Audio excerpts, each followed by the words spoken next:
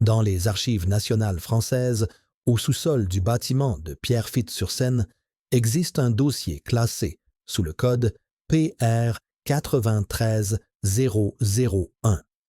Un dossier si sensible que pendant 30 ans, seuls 3 archivistes ont eu l'autorisation d'y accéder.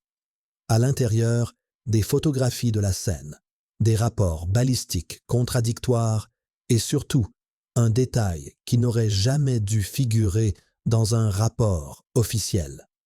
L'emploi du temps, minute par minute, du garde du corps de Pierre Bérégovoy durant les dernières 24 heures de sa vie. Ce document révèle quelque chose de troublant. Le 1 mai 1993 à 18h47 précise, le garde du corps personnel du Premier ministre a quitté son poste. Pas pour une pause, pas pour un appel urgent. Il est simplement parti. 63 secondes plus tard, un coup de feu retentissait sur les berges du canal de Nevers. Qui a donné l'ordre de laisser Bérégovoy seul? Pourquoi ce détail a-t-il été effacé de tous les rapports publics? Et surtout, que contenait la note manuscrite trouvée dans la poche intérieure de la veste du Premier ministre? Une note qui n'a jamais été versée au dossier officiel. Cette histoire commence bien avant ce soir tragique de mai.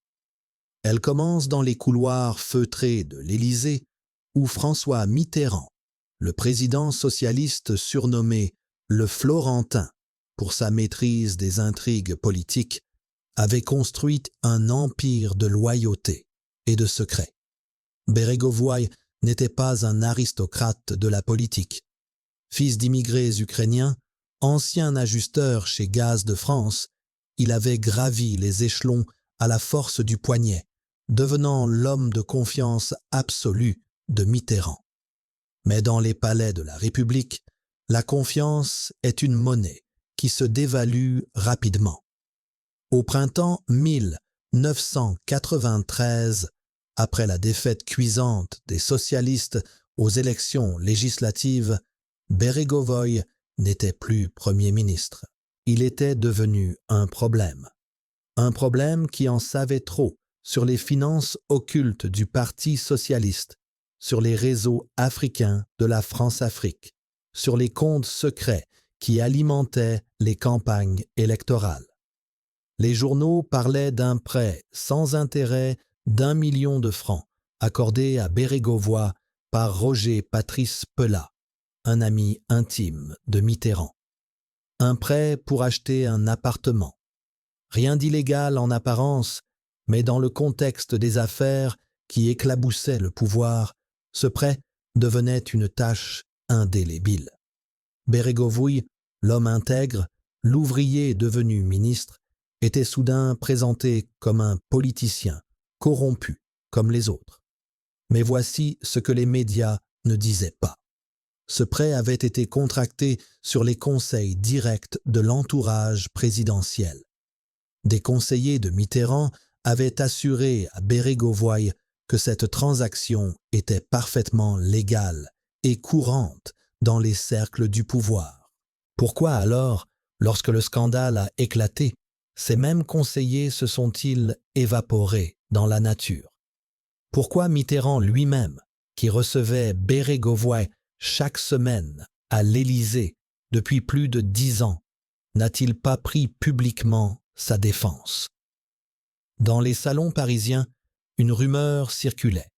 Bérégovoy aurait menacé de parler, de révéler les véritables circuits de financement du parti, de nommer les noms, de citer les montants, de dévoiler les comptes en Suisse.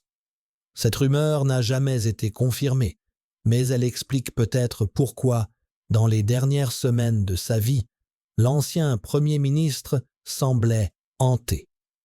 Ses proches racontent qu'il ne dormait plus, qu'il sursautait au moindre bruit, qu'il vérifiait 3 fois les serrures de son appartement avant de se coucher.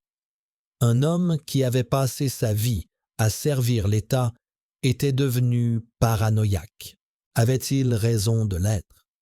revenons à ce fameux dossier, quote 2.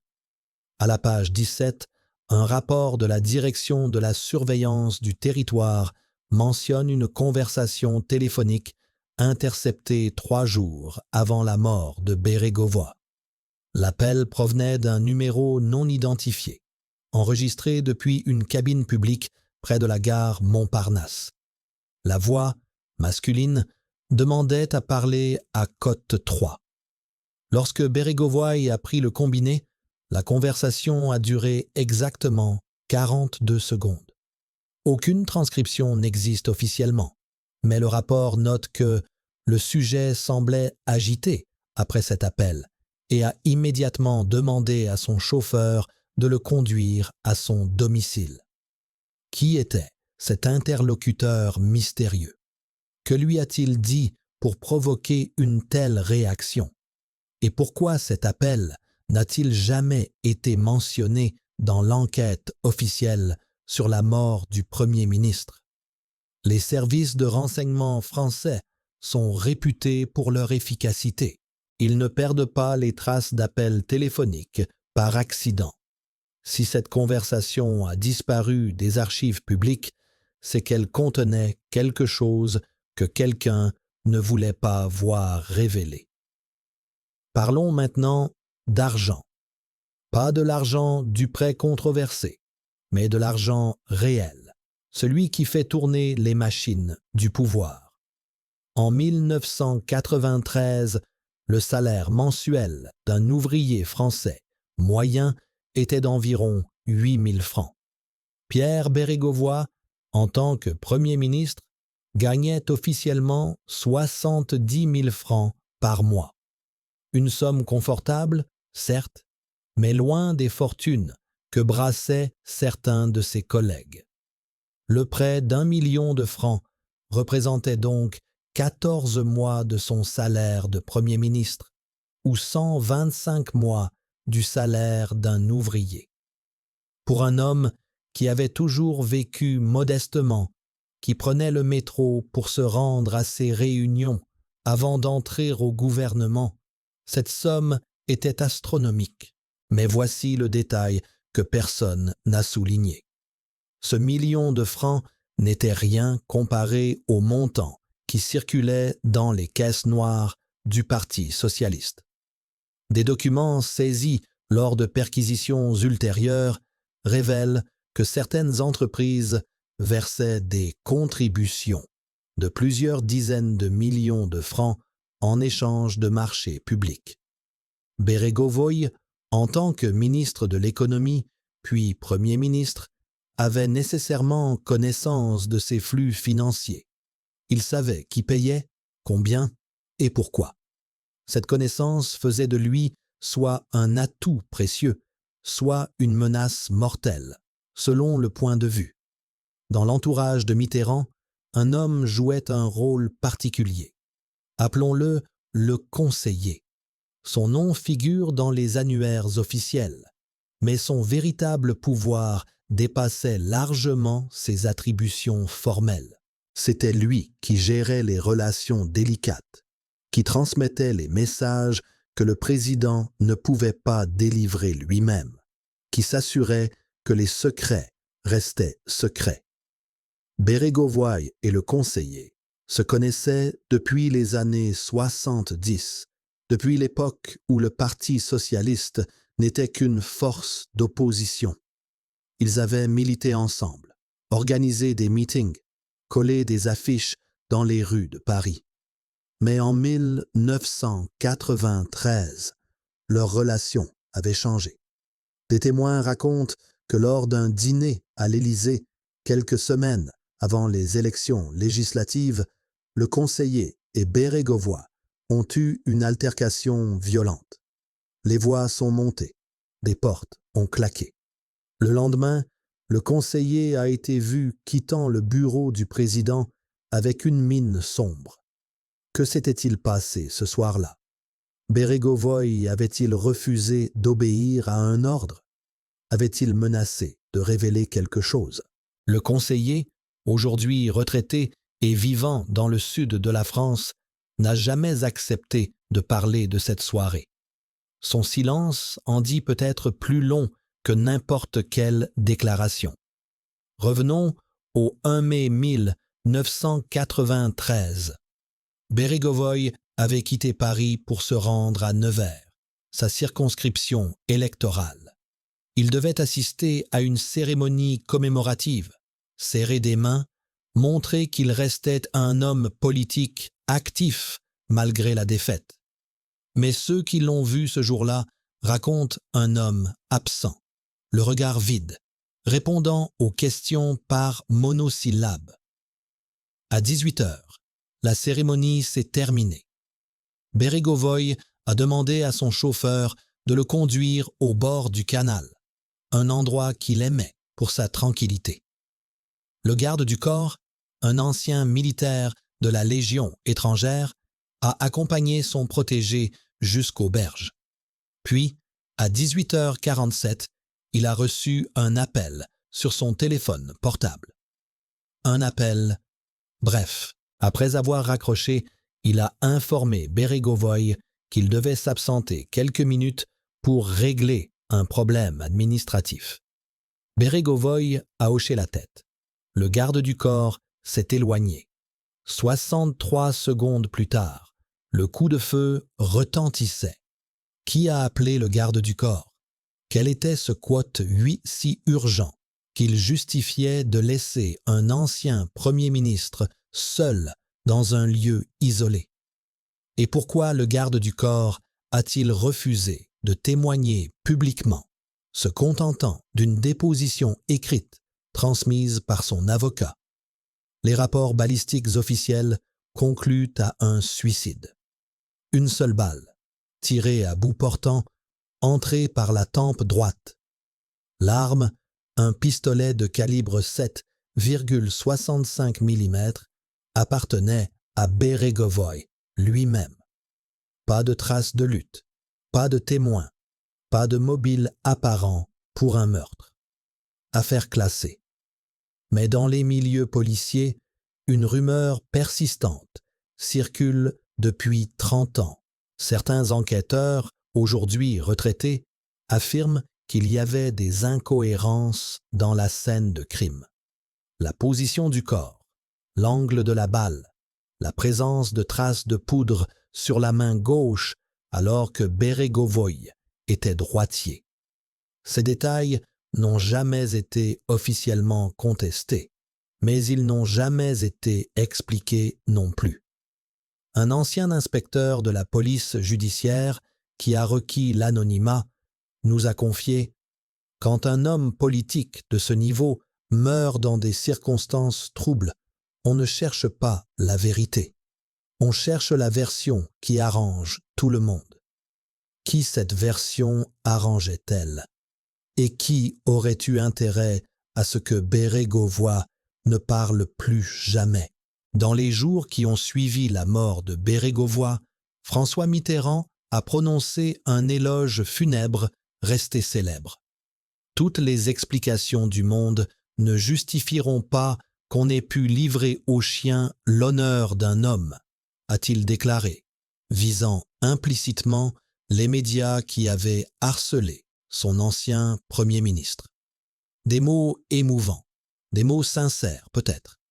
Mais certains observateurs ont noté que Mitterrand, habituellement maître de ses émotions, semblait étrangement nerveux ce jour-là. Ses mains tremblaient légèrement en tenant ses notes. Sa voix, d'ordinaire ferme et posée, vacillait par moments. Était-ce le chagrin d'avoir perdu un ami fidèle ou le poids d'un secret trop lourd à porter? Dans les semaines qui ont suivi, plusieurs proches de Mitterrand ont été écartés du pouvoir. Le conseiller dont nous avons parlé a été muté à un poste honorifique, sans réel pouvoir. D'autres figures de l'ombre ont pris leur retraite anticipée. Comme si, après la mort de Bérégovoy, il fallait faire le ménage, effacer les traces, s'assurer que personne ne poserait les mauvaises questions. Mais voici le détail le plus troublant. Dans les archives personnelles de Bérégovoy, saisies après sa mort et restituées à sa veuve Gilberte des années plus tard, se trouvait un carnet noir, un simple carnet à spirale, du type qu'on achète dans n'importe quelle papeterie. À l'intérieur, des notes manuscrites, des rendez-vous, des numéros de téléphone, et à la dernière page, une liste de noms. 15 noms, tous des personnalités politiques ou des hommes d'affaires proches du pouvoir. À côté de chaque nom, une somme d'argent et une date. Aucune explication, aucun contexte. Juste des noms, des chiffres et des dates. Ce carnet n'a jamais été versé au dossier d'instruction. Il a été classé Cote 11 et placé dans un coffre-fort du ministère de l'Intérieur. Pourquoi? Que révélaient ces noms et ces chiffres? S'agissait-il de preuves de corruption, de traces de financement illégaux ou de quelque chose de bien plus grave encore? Gilberte Bérégovoy, interrogée des années plus tard, a simplement déclaré « Cote 12 ». Mais cette vérité n'a jamais éclaté. Le carnet noir reste enfermé, inaccessible, protégé par le sceau du secret d'État. Imaginons maintenant la scène. Un soir de printemps, au bord d'un canal paisible. Un homme seul, épuisé par des mois de combats politiques, accablé par les accusations, trahi par ceux qu'il considérait comme ses amis. Cet homme tient une arme dans sa main. Il pense à sa femme, à ses enfants, à sa carrière brisée. Il pense aussi, peut-être, à ce qu'il sait, à ce qu'il pourrait révéler, aux conséquences que cela aurait. Et puis, dans le silence du soir, un coup de feu. Suicide ou meurtre? La question hante la France depuis 30 ans. Mais peut-être que la vraie question n'est pas de savoir qui a appuyé sur la gâchette. La vraie question est qui a mis l'arme dans sa main? Qui a créé les conditions de ce drame? Qui a décidé que Pierre Bérégovoy, l'ouvrier devenu Premier ministre, devait disparaître? Dans les couloirs du pouvoir, on dit que certains secrets ne doivent jamais être révélés, que la raison d'État justifie tous les sacrifices, que parfois un homme doit mourir pour que le système survive. Bérégovoy était-il cet homme? A-t-il été sacrifié sur l'autel de la raison d'État? Et si oui, qui a ordonné ce sacrifice? Les semaines précédant sa mort, Bérégovoy avait changé. Ses collaborateurs racontent qu'il vérifiait systématiquement si son téléphone était sur écoute, qu'il refusait de discuter de sujets sensibles dans son bureau, préférant les conversations en marchant dans les jardins. Un comportement paranoïaque ou la réaction rationnelle d'un homme qui savait qu'il était surveillé. En France, les services de renseignement ont une longue tradition d'écoute téléphonique, officielle ou non. Sous Mitterrand, la cellule antiterroriste de l'Élysée avait été accusée d'avoir placé sur écoute des journalistes, des avocats, même des acteurs et des écrivains. Si Bérégovoy craignait d'être écouté, il avait probablement raison. Mais que cherchait-on à entendre? Quelle conversation voulait-on intercepter? Et surtout, que comptait-on faire de ces informations? Dans le monde du renseignement, l'information est une arme. Une conversation enregistrée peut détruire une carrière, faire chanter un adversaire ou justifier une action radicale. Si les services écoutaient Bérégovoy, c'est qu'ils attendaient quelque chose. Un aveu, une menace, une preuve. Ont-ils obtenu ce qu'ils cherchaient? Et cette information a-t-elle scellé le destin de l'ancien Premier ministre? Il existe en France une tradition politique que les anglo-saxons ont du mal à comprendre. C'est l'idée que l'État, la République, transcende les individus, que pour protéger les institutions, on peut sacrifier des hommes. Cette logique, héritée de la Révolution française et renforcée sous De Gaulle, imprègne toute la haute administration. Les énarques, les préfets, les conseillers d'État sont formés dans cette culture du secret et de la raison d'État. Pour eux, un scandale qui éclabousse le pouvoir n'est pas seulement une affaire de corruption individuelle. C'est une menace contre la stabilité du pays, contre la confiance des citoyens dans leurs institutions. Et face à une telle menace, tous les moyens sont justifiés. Bérégovoy représentait-il une telle menace? Avec sa connaissance des circuits financiers du parti, avec son carnet noir rempli de noms et de chiffres, avec sa réputation d'homme intègre qui aurait pu témoigner en justice, il était potentiellement une bombe à retardement. Une bombe que certains ont peut-être décidé de désamorcer définitivement. Cette hypothèse n'a jamais été prouvée. Mais elle n'a jamais été réfutée non plus. Elle plane sur cette affaire comme une ombre, une possibilité terrible que personne n'ose vraiment explorer. 30 ans après les faits, que reste-t-il de cette histoire? Un dossier classé secret défense, un carnet noir enfermé dans un coffre, des témoins qui refusent de parler, et une question qui ne trouve pas de réponse. Pourquoi le garde du corps a-t-il quitté son poste à 18h47 précise? Cette question simple contient peut-être la clé de toute l'affaire. Si ce départ était innocent, pourquoi le garde du corps refuse-t-il de s'expliquer publiquement? Si c'était un ordre, qui l'a donné? Et si c'était un piège, qui l'a tendu? Dans les services de sécurité, on apprend qu'il n'y a pas de coïncidence. Quand un événement se produit au moment précis où il peut avoir les conséquences les plus graves, ce n'est jamais un hasard, c'est une opération planifiée, exécutée avec précision et ensuite effacée des mémoires officielles. Bérégovoy a-t-il été victime d'une telle opération? A-t-on créé les conditions de sa mort en s'assurant qu'il serait seul, vulnérable, au moment critique? Ces questions dérangent. Elles remettent en cause l'image que la France aime avoir d'elle-même, celle d'une démocratie transparente où le pouvoir respecte la vie humaine. Mais peut-être que cette image n'est qu'une façade. Peut-être que derrière les ors de la République se cachent des mécanismes plus sombres, des logiques implacables où un homme peut être sacrifié pour protéger le système. Jusqu'à la dernière minute, j'ai cru que nous allions nous en sortir, confie un ancien officier de la sécurité présidentielle, les mains tremblantes encore après 35 ans de silence. Cet homme, que nous appellerons simplement Quote 13 pour protéger son identité, faisait partie du cercle restreint qui assurait la protection rapprochée des ministres sous Mitterrand.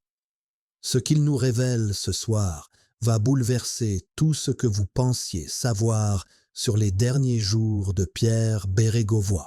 Marc se souvient avec une précision troublante de cette réunion secrète qui s'est tenue à l'Élysée le 28 avril 1993, 3 jours avant la mort du Premier ministre. Une réunion qui n'apparaît dans aucun agenda officiel, qui n'a laissé aucune trace écrite, mais dont 6 personnes se souviennent parfaitement. Dans le bureau lambrissé du premier étage, là où Mitterrand recevait ses visiteurs les plus confidentiels, une décision a été prise ce soir-là. Marc ne peut pas révéler tous les détails. Son serment de confidentialité le lie encore aujourd'hui, mais il lâche cette phrase glaçante. Quote 14. Qui a donné cet ordre? Marc refuse de prononcer le nom, mais son regard en dit long. Quand on lui demande s'il se sent coupable, ses yeux se remplissent de larmes. chaque jour depuis 30 ans, murmure-t-il avant de détourner le visage. Cette révélation éclaire d'un jour nouveau les événements du 1 mai. Le départ du garde du corps n'était pas un accident, ni une coïncidence. C'était l'exécution d'un plan établi 3 jours plus tôt dans les salons de l'Élysée. Mais pourquoi? Pourquoi le pouvoir aurait-il voulu créer ces fenêtres dans la protection de Bérégovoy? Marc nous donne un élément de réponse, en évoquant une autre réunion, celle-là datant du 15 avril, 2 semaines avant la mort du Premier ministre. Ce jour-là, Bérégovoy avait demandé à rencontrer Mitterrand en tête-à-tête, sans conseiller, sans témoin. La rencontre a duré 47 minutes. Lorsque Bérégovoy est ressorti du bureau présidentiel, son visage était livide. Un huissier présent ce jour-là raconte qu'il a entendu des éclats de voix à travers la porte capitonnée, chose rarissime dans ce lieu où le protocole impose le contrôle absolu des émotions. Que s'est-il dit durant ces 47 minutes? Marc avance une hypothèse terrifiante. Bérégovoy a dû poser un ultimatum. Soit le président le défendait publiquement contre les accusations de corruption, soit il révélait tout ce qu'il savait sur les financements occultes. Mitterrand ne pouvait accepter ni l'un ni l'autre. Défendre Bérégovoy, c'était s'associer à un scandale. Le laisser parler, c'était risquer l'effondrement de tout le système. Dans cette logique implacable, une troisième voix s'imposait. Une voix que personne n'ose nommer, mais que tout le monde comprend. Les archives médicales de Pierre Bérégovoy, celles qui ont été versées au dossier d'instruction après sa mort, révèlent un détail que les médias n'ont jamais relevé. Dans les 3 semaines précédant le 1 mai, l'ancien Premier ministre avait consulté son médecin personnel à 5 reprises. 5 fois en 3 semaines pour un homme qui, toute sa vie, avait évité les cabinets médicaux comme la peste. Le docteur Alain Mercier, aujourd'hui retraité dans le Luberon, accepte pour la première fois de parler de son illustre patient. Pierre souffrait de migraines terribles, des douleurs qui le réveillaient la nuit, qui l'empêchaient de se concentrer. Je lui ai prescrit des antalgiques puissants, mais il refusait de les prendre. Il me disait qu'il devait garder l'esprit clair, qu'il ne pouvait pas se permettre d'être diminué. Le docteur Mercier marque une pause, choisit ses mots avec précaution. J'ai voulu lui faire passer des examens complémentaires, un scanner cérébral notamment. Il a refusé catégoriquement. Quand je lui ai demandé pourquoi, il m'a répondu quelque chose d'étrange. Si on trouve quelque chose, ils diront que j'étais malade, que je n'avais plus toute ma tête. Ils utiliseront ça contre moi. Qui étaient ces îles dont parlait Bérégovoy? Et de quoi avait-il si peur qu'il préférait endurer la douleur plutôt que de consulter un spécialiste? Mais voici le détail le plus troublant des dossiers médicaux. Le 29 avril, 2 jours avant sa mort, Bérégovoy s'est présenté au cabinet du docteur Mercier sans rendez-vous. Il était accompagné d'un homme que le médecin n'avait jamais vu, un individu qui est resté dans la salle d'attente pendant toute la consultation. Cote 21. Le docteur Mercier baisse la voix. Cote 22. Le médecin a tenté de le retenir, de comprendre ce qu'il voulait dire, mais Bérégovoy s'est levé brusquement et a quitté le cabinet. L'homme qui l'accompagnait l'a suivi sans un mot. Le docteur Mercier n'a jamais pu identifier cet individu. Était-ce un garde du corps, un membre des services de renseignement, ou quelqu'un chargé de surveiller les moindres faits et gestes de l'ancien Premier ministre? Cette visite médicale soulève une question vertigineuse. Bérégovoy Savait-il ce qui allait lui arriver? Avait-il été prévenu, menacé, ou avait-il simplement compris que son destin était scellé? Revenons à cette liste de 15 noms trouvés dans le carnet noir de Bérégovoy. Grâce à des sources proches de l'enquête, nous avons pu identifier 3 de ces noms. Le premier est celui d'un industriel lyonnais, spécialisé dans les travaux publics. Un homme qui a obtenu des marchés publics pour plusieurs milliards de francs entre 1988 et 1992. À côté de son nom, Bérégovoy avait inscrit cote 23 et une date, cote 24. Le deuxième nom est celui d'un banquier parisien, proche conseiller de Mitterrand, qui gérait les comptes de plusieurs fondations liées au Parti socialiste. À côté de son nom, 8 millions et novembre 89. Le troisième nom est le plus explosif. Il s'agit d'un ministre en exercice au moment de la mort de Bérégovoy, un homme qui occupe aujourd'hui encore des fonctions importantes dans la vie publique française. À côté de son nom, cote 27 et cote 28. Ces sommes, si elles correspondent bien à des versements illégaux, représentent des montants colossaux. Pour donner un ordre d'idée, 22 millions de francs en 1991 équivalaient à 2750 salaires annuels d'un ouvrier français moyen. De quoi financer des campagnes électorales entières, de quoi acheter des soutiens, de quoi corrompre des décideurs à tous les niveaux de l'État. Mais Bérégovoy ne se contentait pas de noter des noms et des chiffres. À côté de certaines entrées, il avait ajouté des annotations cryptiques. Près du nom de l'industriel lyonnais, cote 29. Près du banquier parisien, cote 30. Et près du ministre, cote 30 et 1. Ces annotations transforment le carnet noir en une bombe à retardement. Elles ne se contentent pas d'accuser. Elles fournissent des preuves, des pistes vérifiables, des éléments qui pourraient être utilisés devant un tribunal. Si ce carnet était tombé entre les mains d'un juge d'instruction indépendant, c'est tout le système de financement du Parti socialiste qui aurait pu s'effondrer. Des dizaines de personnalités auraient été mises en examen, des carrières auraient été brisées, des fortunes auraient été saisies. Mais ce carnet n'est jamais tombé entre les mains d'un juge. Il a été classé secret défense et enfermé dans un coffre du ministère de l'Intérieur. Qui a pris cette décision? Sur ordre de qui? Et surtout, combien de personnes citées dans ce carnet savaient que Bérégovoy possédait ces informations? Combien d'entre elles avaient intérêt à ce que ce carnet ne soit jamais rendu public? Dans les milieux du renseignement français, il existe une expression « neutraliser une menace ».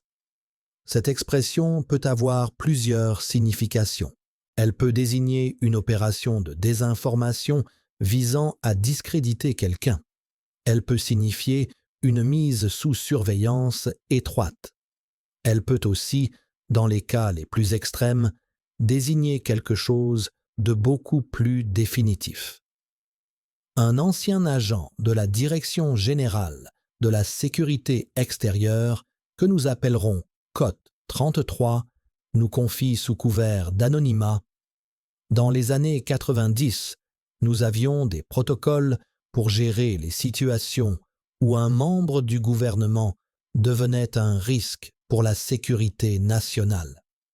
Ces protocoles prévoyaient différents niveaux d'intervention, du plus léger au plus radical. Je ne peux pas entrer dans les détails, mais je peux vous dire que le cas Bérégovoy a fait l'objet de discussions au plus haut niveau des services. Quand on lui demande ce qu'il entend par cote 35, Thomas précise Quote 36. Ces révélations sont terrifiantes.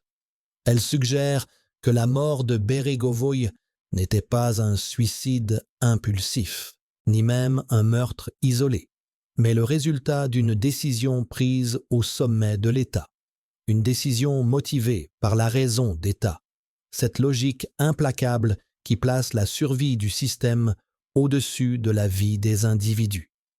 Mais il y a un élément que personne n'a jamais vraiment exploré, la dimension psychologique de cette affaire. Pierre Beregovoy n'était pas un homme ordinaire. Fils d'immigrés ukrainiens, il avait grandi dans la pauvreté, travaillé à l'usine dès l'âge de 16 ans, gravi les échelons du syndicalisme puis de la politique par la seule force de son intelligence et de sa détermination. C'était un homme fier, un homme qui avait toujours refusé les compromissions, qui se vantait de n'avoir jamais triché, jamais menti, jamais trahi ses principes. Pour un tel homme, être accusé de corruption était pire qu'une condamnation à mort. C'était la négation de toute sa vie, de tout ce qu'il avait construit. Des psychologues spécialisés dans les profils de personnalités politiques ont analysé le cas Beregovoy. Leur conclusion est unanime. Un homme de ce tempérament, placé dans une situation de déshonneur public, peut effectivement envisager le suicide. Mais ces mêmes psychologues ajoutent un détail crucial. Un tel homme, avant de se donner la mort, aurait laissé un message, une explication, une justification. Il aurait voulu que le monde sache pourquoi il en était arrivé là, qui était responsable, quelle injustice l'avait poussé à cet acte extrême. Or, Beregovoy n'a laissé aucun message, aucune lettre d'adieu, aucune note explicative, rien. Ce silence est-il compatible avec le profil psychologique d'un homme qui avait passé sa vie à s'expliquer, à argumenter, à convaincre? Ou ce silence suggère-t-il que Beregovoy n'a pas eu le temps ou la possibilité de laisser un message? Il existe un dernier élément, peut-être le plus troublant de tous. Dans les heures qui ont suivi la mort de Beregovoy, avant même que la nouvelle ne soit officiellement annoncée, plusieurs personnalités politiques ont reçu des appels téléphoniques. Ces appels provenaient d'un numéro masqué et délivraient tous le même message laconique. Le problème est réglé. Un député socialiste, aujourd'hui décédé, avait confié à un journaliste ami qu'il avait reçu un tel appel vers 22 heures le 1 mai. J'ai d'abord cru à une plaisanterie de mauvais goût. Puis, 1 heure plus tard, les radios annonçaient la mort de Pierre. J'ai compris que l'appel était sérieux. Quelqu'un voulait que nous sachions que Beregovoy était mort avant même que la nouvelle ne soit publique. C'était un message, une démonstration de pouvoir. Qui a passé ces appels? Dans quel but? S'agissait-il de rassurer certaines personnes, de leur faire comprendre qu'elles n'avaient plus rien à craindre? Ou était-ce un avertissement, une façon de dire? Quote 39. Ces appels n'ont jamais fait l'objet d'une enquête. Les personnes qui les ont reçus ont préféré garder le silence, par peur ou par prudence. Mais leur existence même suggère qu'il y avait, derrière la mort de Beregovoy, une organisation, une structure capable de coordonner des actions, de transmettre des messages, de gérer les conséquences d'un événement aussi grave.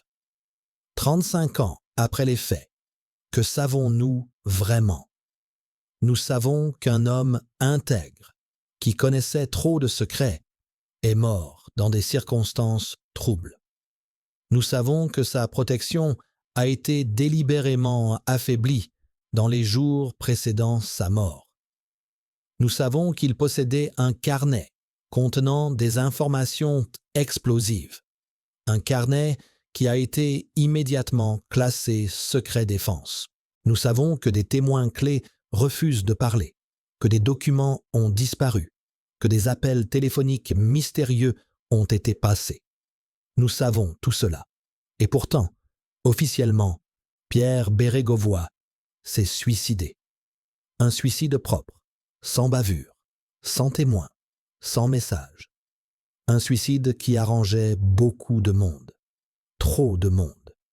Dans les démocraties modernes, nous aimons croire que le pouvoir respecte des règles, que la vie humaine est sacrée, que la justice est indépendante. Mais l'affaire Bérégovoy nous rappelle une vérité plus sombre. Parfois, quand les enjeux sont suffisamment importants, quand les secrets sont suffisamment dangereux, ces règles peuvent être suspendues. Un homme peut être sacrifié, et ce sacrifice peut être présenté au monde comme un simple fait divers tragique, le suicide d'un homme dépressif accablé par les accusations. Mais était-ce vraiment un suicide? Ou était-ce un meurtre d'État, exécuté avec la précision d'une opération militaire, et ensuite effacé des mémoires officielles? Cette question hante la France depuis 3 décennies. Elle hantera peut-être encore les générations futures, tant que les archives resteront scellées, tant que les témoins garderont le silence, tant que le carnet noir restera enfermé dans son coffre-fort. Pierre Bérégovoy méritait-il de mourir? Avait-il vraiment l'intention de révéler les secrets qu'il détenait? Ou a-t-il simplement été victime d'une paranoïa collective, d'un système qui préfère éliminer une menace potentielle plutôt que de prendre le risque de la voir se matérialiser? Nous ne le saurons peut-être jamais. Mais une chose est certaine. Le 1 mai 1993, au bord d'un canal de Nevers, quelque chose de terrible s'est produit. Quelque chose qui dépasse le simple drame personnel d'un homme brisé. Quelque chose qui touche au cœur même du pouvoir, à ses mécanismes les plus secrets, à ses logiques les plus impitoyables. Et tant que cette vérité restera cachée, l'ombre de Pierre Bérégovoy continuera de planer sur la République française, rappelant à tous que dans les palais du pouvoir, certains secrets valent plus qu'une vie humaine. Imaginez que vous êtes l'un des 12 hommes qui savaient tout sur Pierre Bérégovoy, chaque secret médical, chaque plan d'évacuation, chaque tunnel caché sous Paris. Maintenant, imaginez que vous devez choisir. Garder votre loyauté ou sauver votre vie. Le 22 avril 1993, ces hommes ont fait le choix qui a changé l'histoire de France. Mais ce que personne ne vous a jamais dit, c'est que ce groupe n'était pas composé de gardes du corps ordinaires ou de conseillers politiques. C'était une cellule créée en 1983, au début du premier mandat de Mitterrand, une cellule dont l'existence même était niée par l'Élysée. Son nom de code dans les archives classifiées, Groupe Prométhée. 12 hommes triés sur le volet, anciens des services spéciaux, experts en sécurité rapprochée, mais aussi en opérations plus sombres. Leur mission officielle, protéger les secrets d'État. Leur mission réelle, gérer les problèmes que le pouvoir ne pouvait pas résoudre par les voies légales. Un ancien membre de ce groupe, que nous appellerons Cote 81, accepte aujourd'hui de briser le silence. Ses mains tremblent en tenant sa tasse de café dans ce petit appartement de banlieue où il vit désormais sous une fausse identité. Bérégovoy n'était pas notre première mission de ce type, lâche-t-il dans un souffle. Mais c'était la première fois qu'on nous demandait de nous occuper de quelqu'un d'aussi proche du président, quelqu'un qui avait été un ami. Que signifie exactement « s'occuper » dans le vocabulaire du groupe Prométhée? Philippe refuse de le préciser, mais son regard fuyant en dit long. Ce qui est certain, c'est que 3 jours avant la mort de Bérégovoy, le groupe Prométhée a tenu une réunion d'urgence dans un appartement sécurisé du 16e arrondissement. Une réunion dont aucune trace écrite n'existe, mais dont 6 participants se souviennent parfaitement. À l'issue de cette réunion, une décision a été prise. Une décision qui allait sceller le destin de l'ancien Premier ministre. Philippe nous révèle un détail qui glace le sang.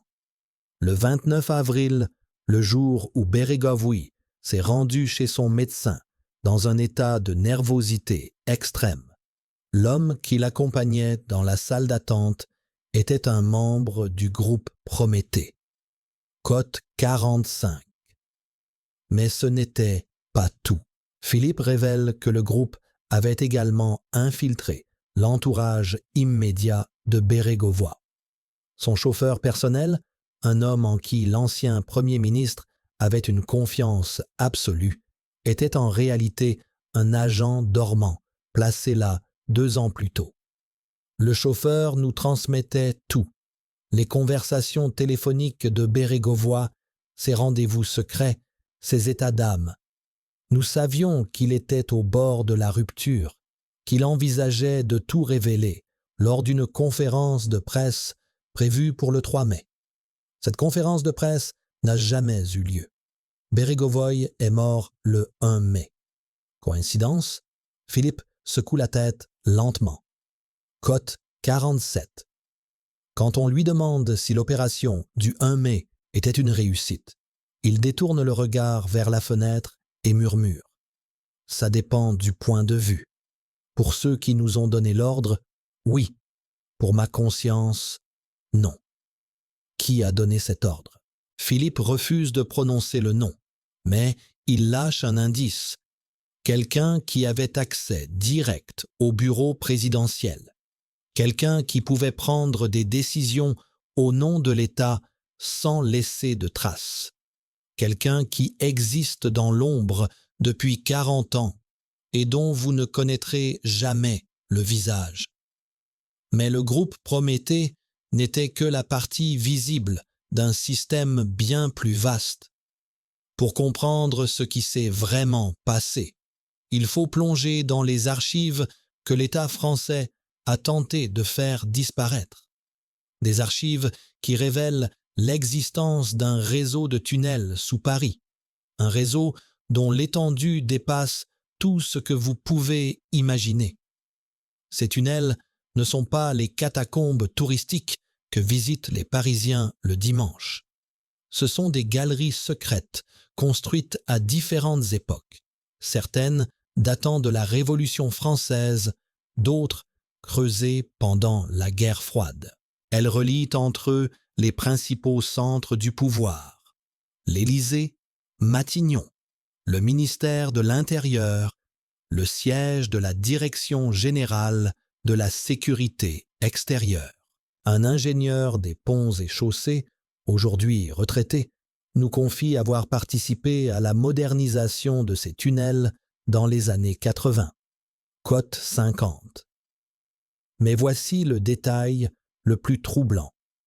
L'un de ces tunnels menait directement sous l'immeuble où Bérégovoy possédait son appartement parisien.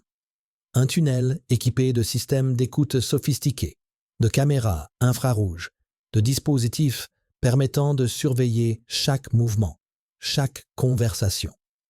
Bérégovoy vivait littéralement au-dessus d'un poste d'observation des services secrets, révèle l'ingénieur. Quote 52. Cette surveillance totale explique peut-être pourquoi Bérégovoy était devenu si paranoïaque dans les dernières semaines de sa vie. Il ne se trompait pas. Il était effectivement espionné 24 heures sur 24. Ces tunnels servaient aussi à autre chose, à déplacer des personnes sans être vues à organiser des réunions dont aucun protocole ne garderait trace, à faire disparaître des documents compromettants, et parfois, selon certaines rumeurs jamais confirmées, à faire disparaître des personnes. Un ancien agent de la préfecture de police qui a requis l'anonymat absolu nous confie. Dans les années 90, il y a eu plusieurs cas de personnalités politiques ou de témoins gênants qui ont disparu sans laisser de traces. Officiellement, certains se sont exilés, d'autres ont eu des accidents. Mais dans les couloirs de la préfecture, on murmurait que ces personnes avaient été conduites dans les tunnels et qu'elles n'en étaient jamais ressorties. Ces affirmations sont impossibles à vérifier, mais elles s'inscrivent dans une logique terrifiante. Si l'État français disposait d'un tel réseau souterrain, s'il avait créé des groupes comme Prométhée pour gérer les problèmes sensibles, alors il avait aussi les moyens de faire disparaître quelqu'un sans que personne ne pose de questions. Bérégovoy a-t-il été menacé d'une telle disparition? Lui a-t-on fait comprendre que s'il parlait, il ne serait pas simplement discrédité ou poursuivi en justice, mais qu'il disparaîtrait purement et simplement? Cette menace expliquerait son état de terreur dans les derniers jours. Sa phrase au docteur Mercier. « Dans quelques jours, je n'aurai plus besoin de vos médicaments, plus besoin de rien. » Peut-être savait-il déjà que son destin était scellé, qu'il n'avait plus le choix entre parler ou se taire, mais seulement entre mourir en martyr ou disparaître dans l'oubli des tunnels parisiens. Revenons maintenant à ce carnet noir, ce document explosif qui a été immédiatement classé secret défense après la mort de Bérégovoy. Grâce à une source au sein des archives nationales, nous avons pu consulter l'inventaire partiel de ce qui a été saisi dans l'appartement de l'ancien Premier ministre. Et nous avons découvert quelque chose que personne n'avait jamais mentionné. Il n'y avait pas un carnet, mais 3. Le premier, celui dont tout le monde parle, contenait la fameuse liste de 15 noms avec les sommes d'argent. Le deuxième carnet, lui, contenait des codes, des séries de chiffres et de lettres qui ressemblent à des numéros de compte bancaire, des codes d'accès, des identifiants. Certains de ces codes sont suivis de noms de villes: Genève, Luxembourg, Zurich, mais aussi des destinations plus exotiques comme les îles Caïmans ou le Panama. Le troisième carnet est le plus mystérieux. Il ne contient que des dates et des initiales. Par exemple, 15 mars 89, FM plus RP, décision prise. Ou encore, 23 novembre 90, FM plus JL, validation, opération, Afrique. Ces initiales correspondent-elles à des personnalités politiques? FM pourrait être François Mitterrand. RP pourrait être Roger Patrice Pellat, l'ami intime du président décédé en 1989. Mais qui est JL? Et surtout, quelle était cette cote 57 validée en novembre 90? Des spécialistes de la France-Afrique, ce réseau opaque de relations entre la France et ses anciennes colonies africaines, ont une hypothèse glaçante. En novembre 90, plusieurs pays africains ont connu des changements de régime brutaux. Des présidents alliés de la France ont été renversés. D'autres ont été maintenus au pouvoir grâce à des interventions militaires discrètes. Si Bérégovoy, en tant que ministre de l'économie à l'époque, avait connaissance des flux financiers qui accompagnaient ces opérations, s'il avait noté dans son carnet les preuves de versements illégaux, de commissions occultes, de financement de coups d'État, alors il détenait de quoi faire tomber non seulement le gouvernement français, mais aussi déstabiliser toute la politique africaine de la France. Ces 3 carnets ont été saisis le 2 mai 1993, le lendemain de la mort de Bérégovoy. Mais voici le détail qui change tout. La perquisition de l'appartement a été effectuée par une équipe spéciale, pas par la police judiciaire ordinaire. Une équipe composée d'agents de la direction de la surveillance du territoire et de membres du groupe Prométhée. Philippe, notre témoin, était présent ce jour-là. Nous avions des ordres très clairs. Récupérer tous les documents, tous les carnets, tous les supports informatiques. Ne rien laisser qui puisse être utilisé par un juge d'instruction. Nous avons travaillé pendant 6 heures, fouillant chaque tiroir, chaque placard, chaque recoin de l'appartement.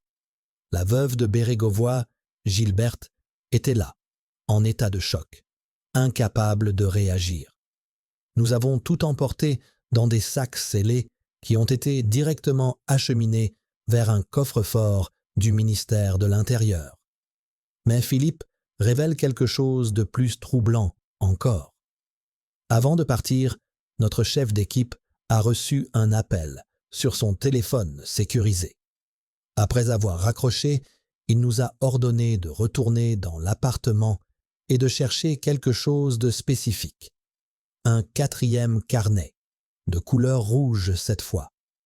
Nous avons fouillé pendant 2 heures supplémentaires, mais nous ne l'avons jamais trouvé. Ce carnet rouge existe-t-il vraiment? Ou était-ce une légende, une rumeur lancée pour brouiller les pistes? Philippe n'en sait rien, mais il se souvient de la nervosité de son chef ce jour-là. Quote 60. Que contenait ce mystérieux carnet rouge? Des noms encore plus importants que ceux du carnet noir, des preuves d'opération encore plus sensibles, ou peut-être la vérité sur ce qui s'était réellement passé, le 1 mai à Nevers. Car il est temps maintenant de revenir à cette soirée tragique du 1 mai 1993. Nous avons déjà évoqué le départ mystérieux du garde du corps à 18h47. Mais il y a un autre détail que l'enquête officielle n'a jamais expliqué. La présence d'un véhicule inconnu sur les lieux. Plusieurs témoins, des promeneurs qui se trouvaient près du canal ce soir-là, ont mentionné avoir vu une voiture noire garée à une 50aine de mètres de l'endroit où Bérégovoy a été retrouvé. Une voiture avec des vitres teintées, moteur tournant, qui est resté là pendant environ 20 minutes avant de partir en trombe juste après le coup de feu. Les témoins n'ont pas pu relever la plaque d'immatriculation, mais ils se souviennent tous d'un détail. La voiture avait une antenne radio spéciale, du type utilisé par les services de sécurité. Cette voiture n'a jamais été identifiée. Elle n'apparaît dans aucun rapport de police, comme si elle n'avait jamais existé. Pourtant, 4 personnes différentes l'ont vue. 4 personnes qui ne se connaissaient pas, qui ont témoigné séparément et dont les descriptions concordent parfaitement. Que faisait cette voiture-là? Qui se trouvait à l'intérieur? Attendait-on de s'assurer que Bérégovoy était bien mort avant de partir? Ou était-ce une équipe de surveillance chargée de contrôler le déroulement de l'opération? Philippe, notre témoin du groupe Prométhée, refuse de confirmer ou d'infirmer la présence de cette voiture. Mais quand on lui pose la question, son silence en dit long. Un silence pesant, chargé de culpabilité et de secrets trop lourds à porter. Il y a aussi la question de l'arme. Le pistolet de calibre 7,65 mm qui a tué Bérégovoy lui appartenait officiellement. Il l'avait acheté légalement en 1987, à une époque où les menaces contre les personnalités politiques étaient nombreuses. Mais voici ce que l'enquête balistique a révélé. Cette arme n'avait pas été utilisée depuis des années. Elle était propre, huilée, parfaitement entretenue. Mais les analyses ont montré qu'aucun coup de feu n'avait été tiré avec cette arme depuis au moins 5 ans. Comment expliquer alors que Bérégovoy, qui ne s'était jamais servi de son pistolet, ait décidé précisément ce soir-là de l'utiliser? Et surtout, comment expliquer que l'arme ait été retrouvée dans sa main droite, alors que les traces de poudre étaient plus importantes sur sa main gauche? Ce détail a été noté par le médecin légiste dans son rapport préliminaire, mais il a mystérieusement disparu du rapport final. Un expert balistique indépendant qui a accepté d'examiner les photos de la scène de crime nous confie: cette répartition des traces de poudre est incompatible avec un suicide classique. Soit Bérégovoy était gaucher, ce qui n'est pas le cas selon tous les témoignages, soit quelqu'un d'autre a tenu l'arme avant lui ou pendant. Cette dernière hypothèse est terrifiante. Elle suggère que quelqu'un aurait pu guider la main de Bérégovoy, forcer le coup de feu, puis arranger la scène pour que tout ressemble à un suicide. Une technique connue des services spéciaux, une technique qui ne laisse pratiquement aucune trace si elle est exécutée par des professionnels. Le groupe Prométhée comptait-il de tels professionnels dans ses rangs? Philippe refuse de répondre directement, mais il lâche cette phrase énigmatique. Quote 62. 35 ans après les faits, les pièces du puzzle commencent à s'assembler. Un homme qui en savait trop. Un carnet noir contenant des preuves explosives. Un groupe secret chargé de gérer les problèmes sensibles. Des tunnels sous Paris permettant de surveiller et de contrôler. Une protection délibérément affaiblie. Un garde du corps qui s'absente au moment crucial. Une voiture mystérieuse sur les lieux. Des traces de poudre incohérentes. Des carnets saisis et classés secret défense. Des témoins qui refusent de parler. Des documents qui disparaissent. Et au centre de tout cela, un homme mort au bord d'un canal.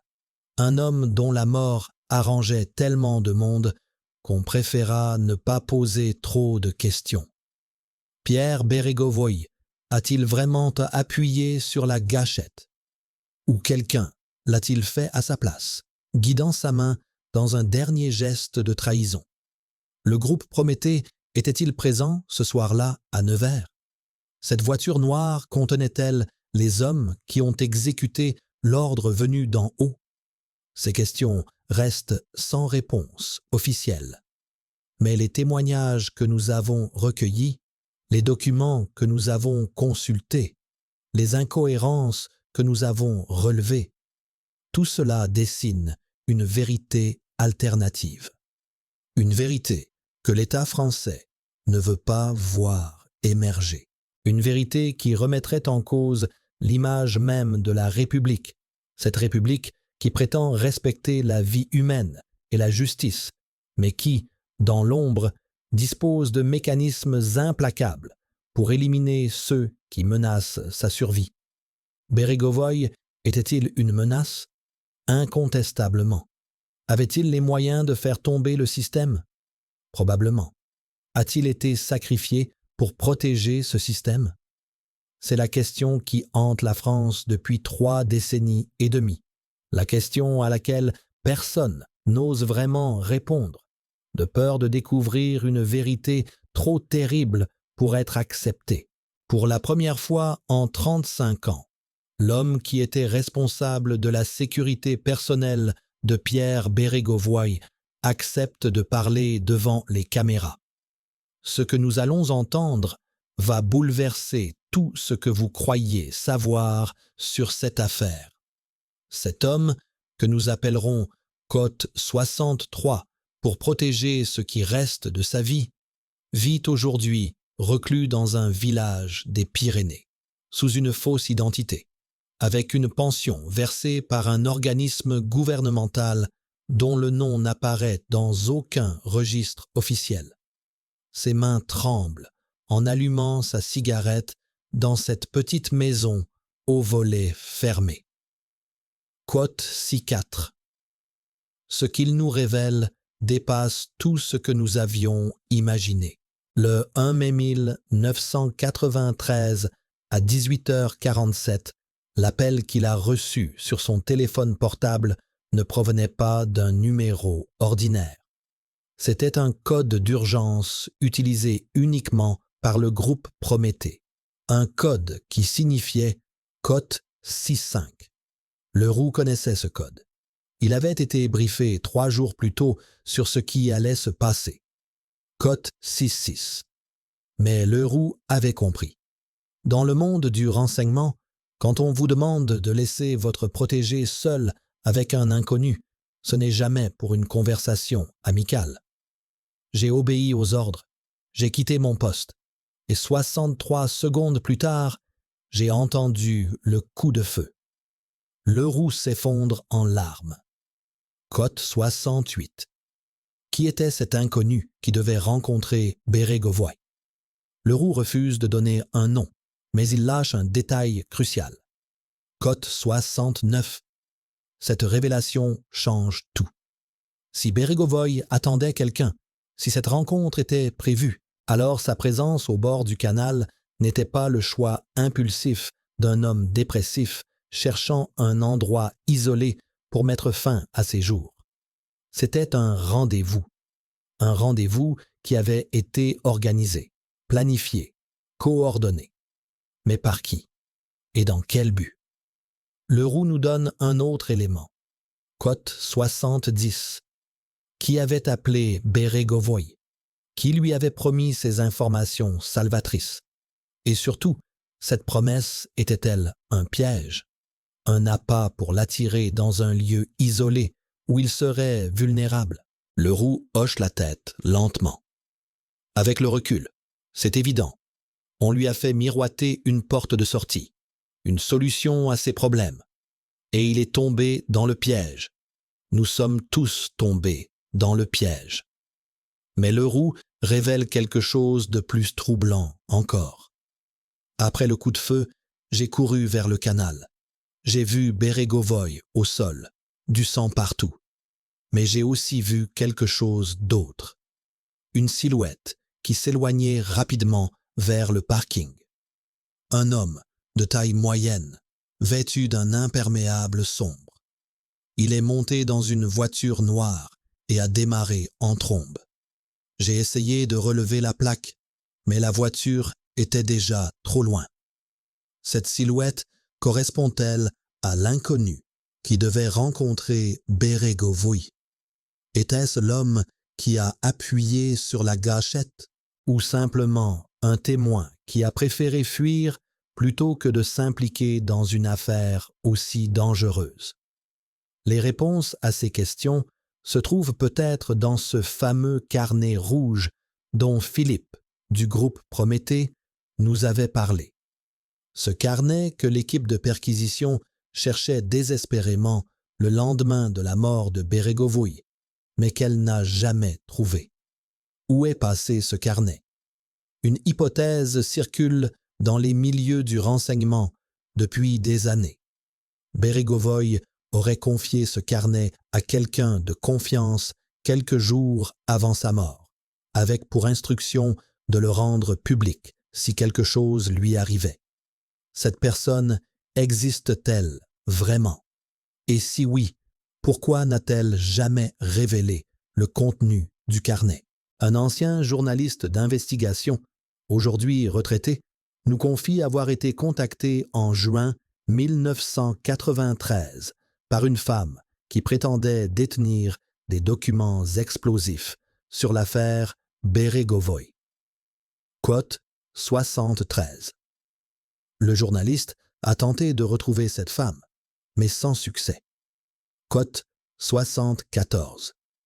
Il laisse sa phrase en suspens, mais le sous-entendu est clair. Dans le monde opaque des services secrets, les témoins gênants ont une fâcheuse tendance à disparaître. Cette femme a-t-elle subi le même sort que Bérégovoy? A-t-elle été cote 75 avant de pouvoir révéler ce que contenait le carnet rouge?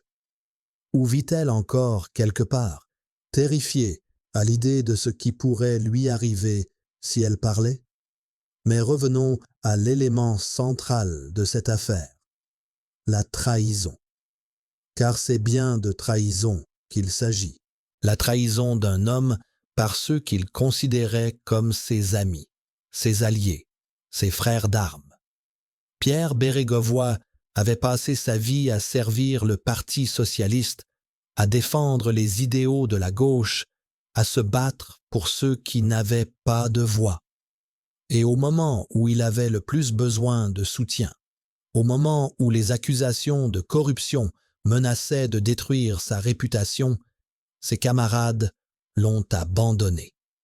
Pire encore, certains l'ont activement poussé vers la sortie. Des témoins racontent que dans les jours précédant sa mort, plusieurs figures importantes du parti ont fait circuler des rumeurs selon lesquelles Bérégovoy était devenu instable, qu'il cote 77, qu'il représentait un danger pour le parti. Ces rumeurs n'étaient pas innocentes.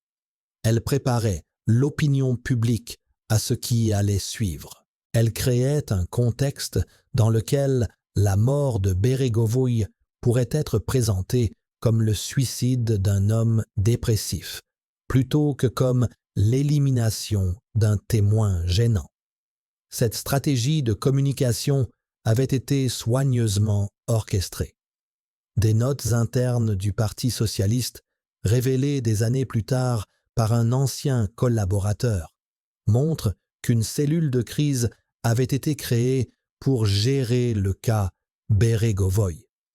Cette cellule comprenait des conseillers en communication, des avocats et des membres des services de renseignement. Leur mission, s'assurer que si Bérégovoy venait à cote 80, l'affaire serait rapidement classée, sans faire trop de vagues. Le cynisme de cette opération est à couper le souffle. On ne parlait pas de protéger Bérégovoy, de l'aider à surmonter ses difficultés, de le défendre contre les accusations injustes. On parlait de gérer sa disparition, comme s'il était déjà mort, comme si sa mort n'était qu'une question de temps. Et au centre de cette toile d'araignée se trouvait un homme dont le nom revient dans tous les témoignages, dans tous les documents, dans toutes les rumeurs. Un homme que Bérégovoy considérait comme son mentor, son protecteur, son ami. François Mitterrand, le président de la République, le Florentin, l'homme qui avait fait de Bérégovoy son bras droit, qui l'avait propulsé au sommet du pouvoir, qui lui avait confié les secrets les plus sensibles de l'État. Mais en avril 1993, Mitterrand était un homme malade, rongé par le cancer, obsédé par son héritage historique. Il savait que son temps était compté, que chaque scandale qui éclaboussait son gouvernement ternirait sa mémoire. Et Bérégovoy, avec ses carnets remplis de noms et de chiffres, avec sa connaissance intime des circuits financiers occultes, représentait une menace directe pour cet héritage. Plusieurs témoins affirment que Mitterrand et Bérégovoy ont eu une dernière conversation téléphonique le 30 avril, la veille de la mort de l'ancien Premier ministre. Une conversation qui a duré moins de 5 minutes, mais dont le contenu n'a jamais été révélé. Un ancien conseiller de Mitterrand, qui se trouvait dans le bureau présidentiel ce jour-là, se souvient de l'expression du président après avoir raccroché. Quote 8.1. Que s'étaient dit les deux hommes lors de cette dernière conversation? Mitterrand Avait-il donné son accord tacite pour ce qui allait suivre? Avait-il sacrifié son ami sur l'autel de la raison d'État? Ou avait-il simplement fermé les yeux, laissant d'autres prendre les décisions qu'il ne pouvait pas assumer publiquement? La réponse à ces questions se trouve peut-être dans les archives personnelles de Mitterrand, des archives qui ne seront pas accessibles avant 2056, conformément à sa volonté testamentaire. Mais certains documents ont déjà fuité.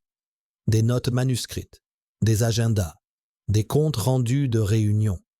Et dans ces documents apparaît un nom qui revient sans cesse, le conseiller. Cet homme de l'ombre dont nous avons déjà parlé. Cet homme qui gérait les affaires sensibles, qui transmettait les ordres que le président ne pouvait pas donner lui-même. Des témoins affirment que le conseiller était présent à l'Élysée le 30 avril, qu'il a eu une longue discussion avec Mitterrand après la conversation téléphonique avec Bérégovoy, et que le soir même, il a quitté Paris en voiture, direction Nevers. Coïncidence? Le conseiller était-il l'homme en imperméable sombre que Leroux a vu s'enfuir du canal après le coup de feu? Était-il l'inconnu qui devait rencontrer Bérégovoy? Était-il celui qui a guidé la main de l'ancien Premier ministre dans ce dernier geste fatal? Ces questions n'ont jamais été posées officiellement. Le conseiller n'a jamais été interrogé par la justice.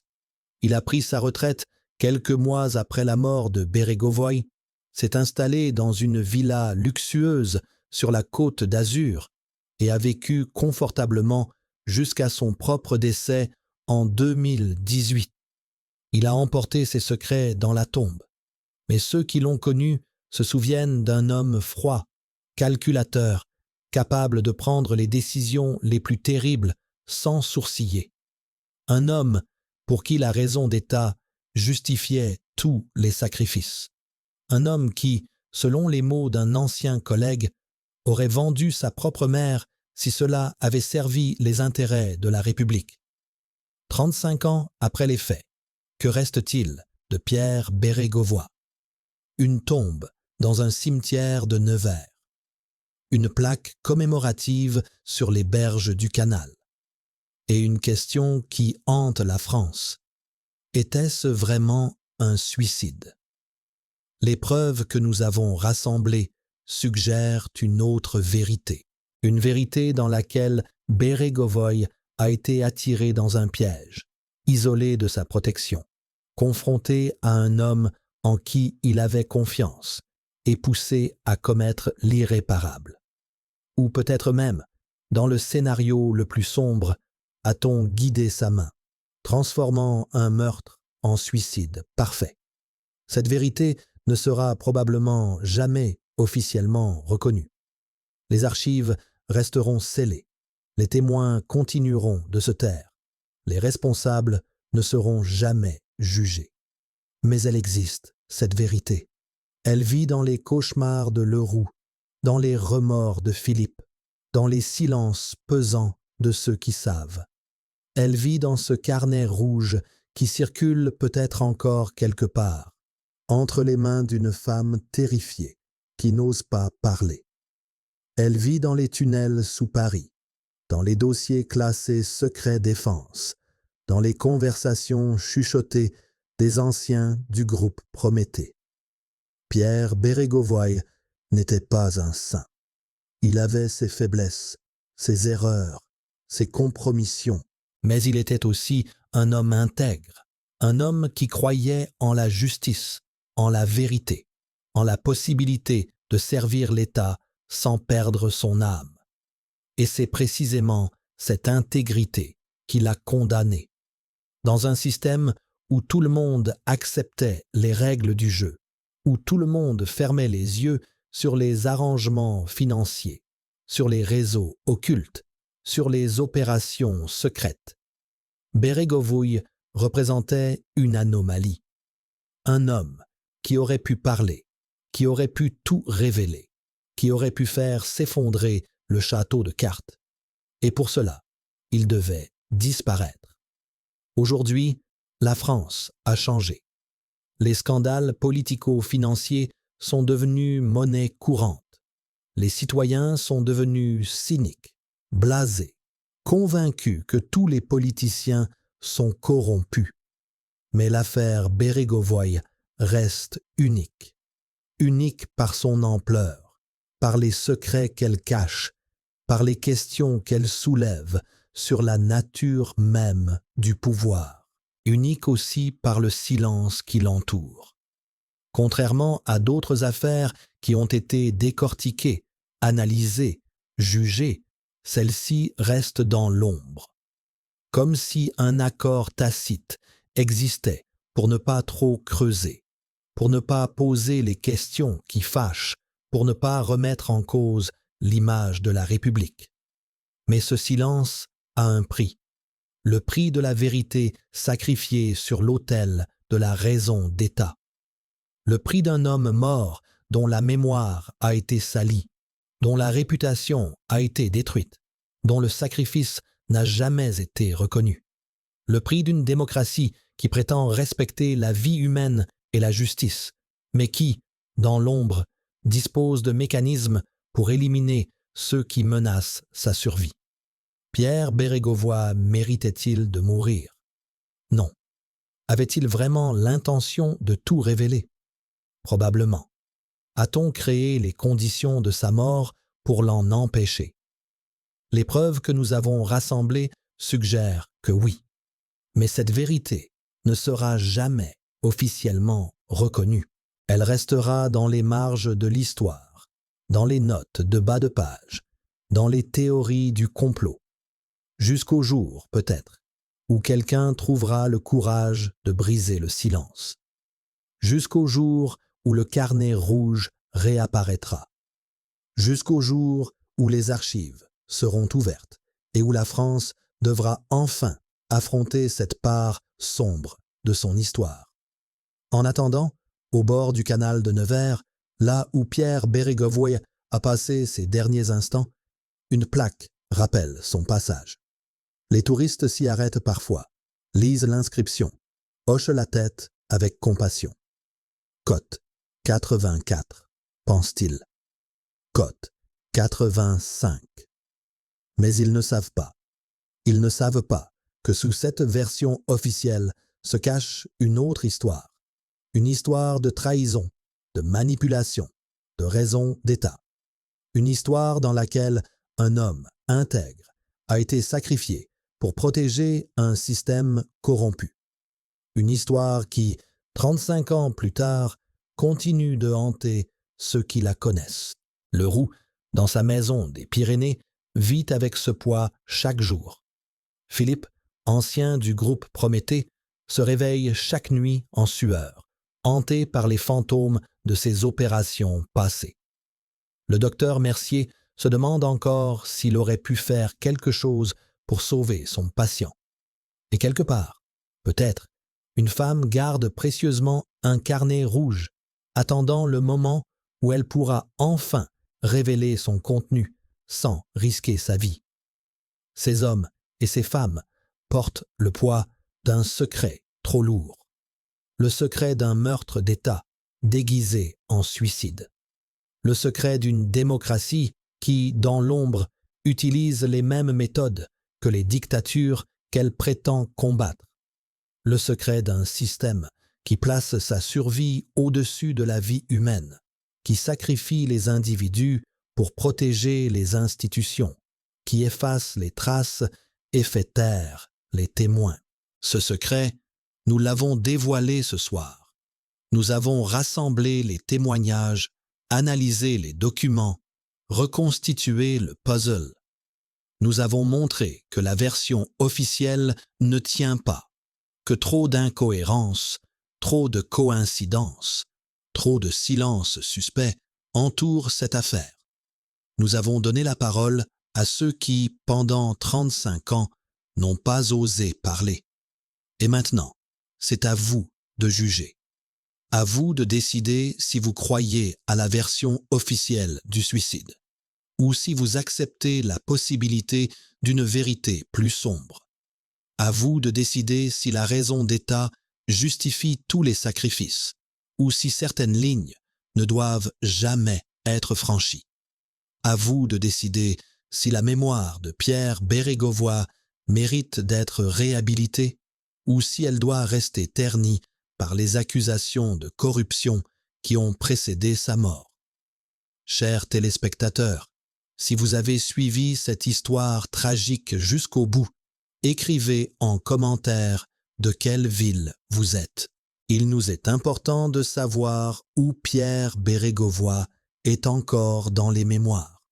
Et abonnez-vous à la chaîne pour ne pas manquer la vérité sur les idoles de l'histoire.